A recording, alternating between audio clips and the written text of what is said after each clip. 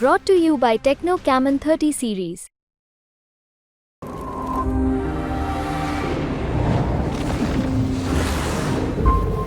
ये महाराष्ट्र में ऐसा लग रहा है कि सहानुभूति शरद पवार और उद्धव ठाकरे के पक्ष में है, लेकिन जो उनका जो दूसरा धड़ा है उनके पास एडवांटेज है, उनके पास सिंबल था पार्टी का।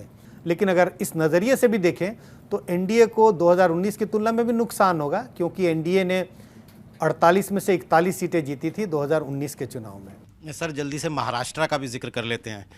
महाराष्ट्र का भी बेहद उलझा हुआ चुनाव, वो इतना उलझा हुआ है कि वहाँ के वोटर भी के दिमाग में भी बहुत उलझन है, क्योंकि कन्फ्यूज़न इतना ज़्यादा है। तमाम पार्टियां हैं, 2 शिवसेना है, 2 एनसीपी है, और वहाँ जब जाएं आप लोगों से बात करें तो बड़ी एक तरह से उलझन और बहुत डिसएंचैनमेंट बहुत है। लोग कहते हैं वोट किसको दिया, सत्ता सरकार किसके साथ बना ली, अब वो विभाजन हो गया पार्टी में, फिर वो किसके तरफ चला गया।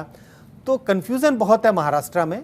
लेकिन कुल मिला के मुझे महाराष्ट्र में ऐसा लग रहा है कि सहानुभूति शरद पवार और उद्धव ठाकरे के पक्ष में है, लेकिन जो उनका जो दूसरा धड़ा है उनके पास एडवांटेज है, उनके पास सिंबल था पार्टी का।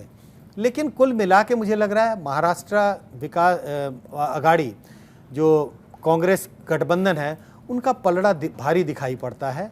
48 सीटें हैं, कांटे का मुकाबला है महाराष्ट्र में, लेकिन पलड़ा महाराष्ट्र विकास आघाड़ी का दिखाई पड़ता है। इनको कुछ न कुछ इनको एडवांटेज ओवर एनडीए दिखाई पड़ता है।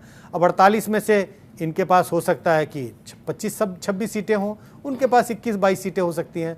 फासला इतना ही, अंतर इतना ही मुझे दिखाई पड़ता। लेकिन अगर इस नज़रिए से भी देखें तो एनडीए को 2019 की तुलना में भी नुकसान होगा, क्योंकि एनडीए ने 48 में से 41 सीटें जीती थी 2019 के चुनाव में।